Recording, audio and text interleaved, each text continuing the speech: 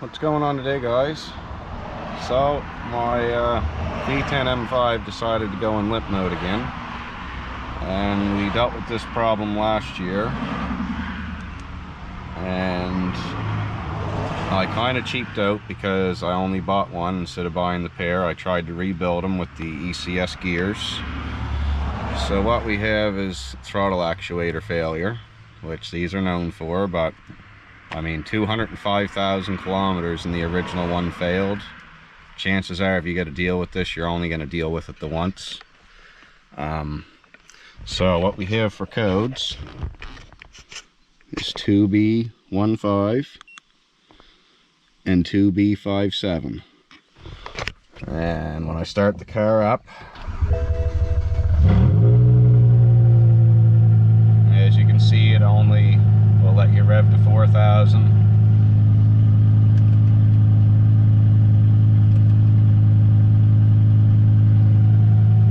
And she's in full limp mode. So what I've experienced, like I said, you can rebuild them, but the electrical components inside these things fail even after you rebuild them.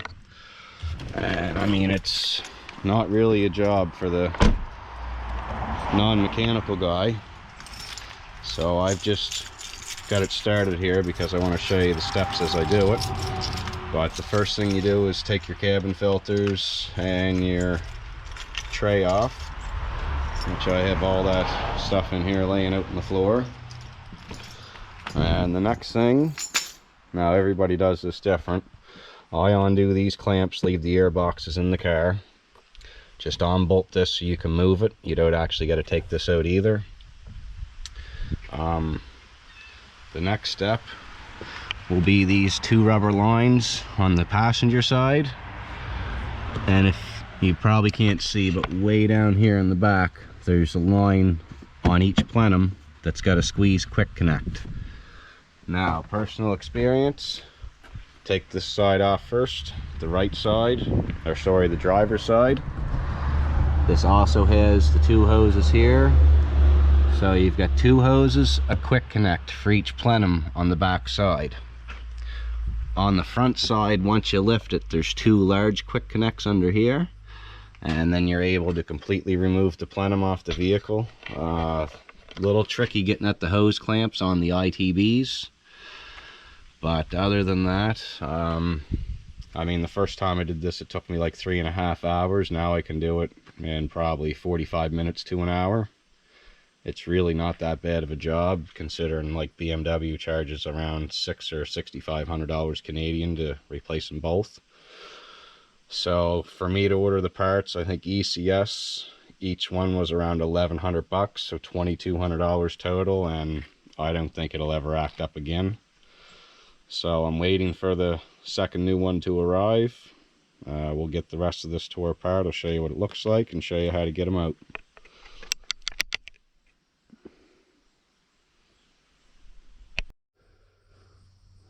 So this is typically not what you want to have to do to your car, but this big of a job, why let anybody else put their hands on it?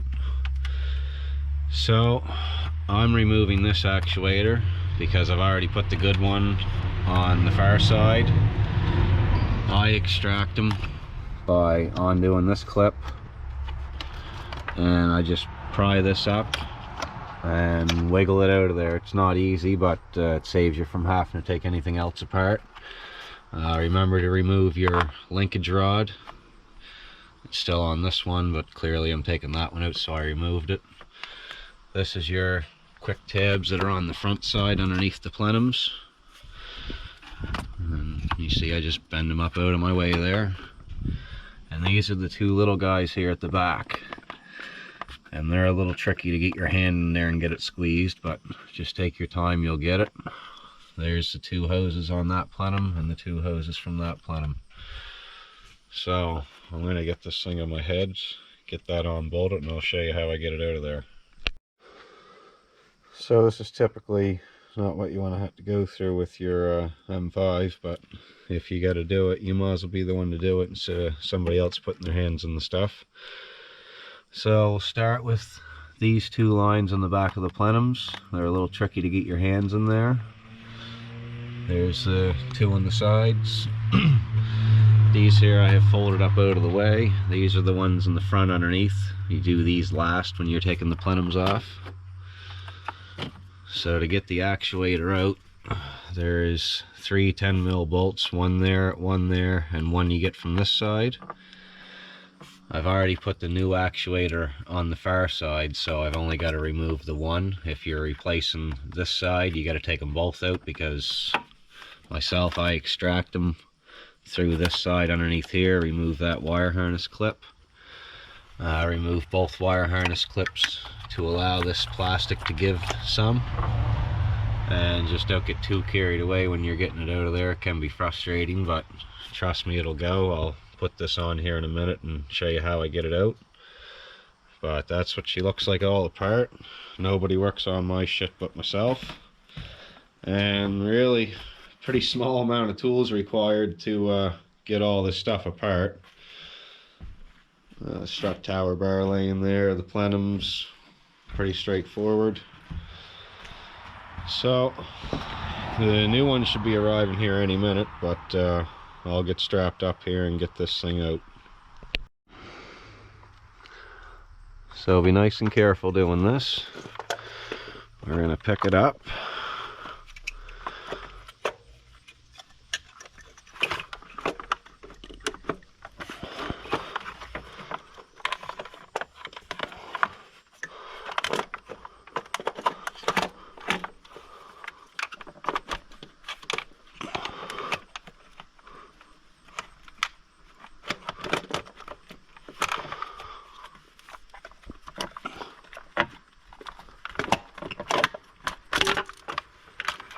Easy as pie. See that, guys? No need to pay the dealership a couple $1,000s to do this for you. Just another little tidbit of information. Well, you got this all apart. Even if you're only replacing one, I'd pop the linkage off of both your rods for your ITB shaft, and just move them with your hand to make sure that they're not sticky or corroded or anything funny going on, because this will cause way premature wear on your actuators. And it doesn't hurt to just, you know, lube stuff up and make it move even freer. And this will probably get even more life out of your actuators. But 205,000 kilometers in this car, I'm really not going to bitch and whine about it too bad. It's no maintenance when you look inside at what they're made of. Plastic gear cogs, it's kind of to be expected. Finally, the new actuators arrived. They get it packaged quite nicely.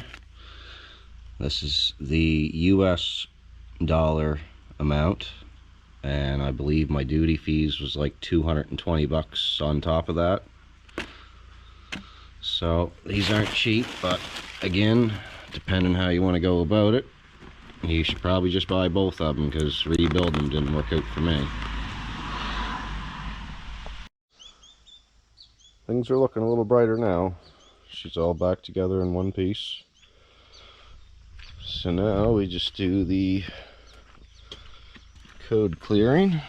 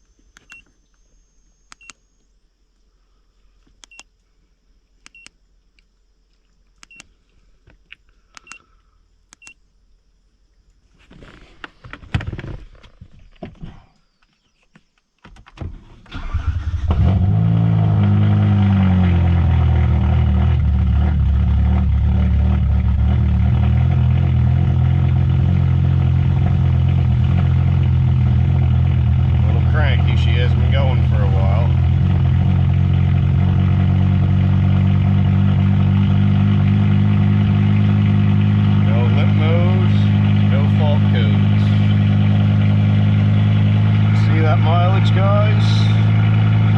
Original engine, original rod bearings. Change your fucking oil.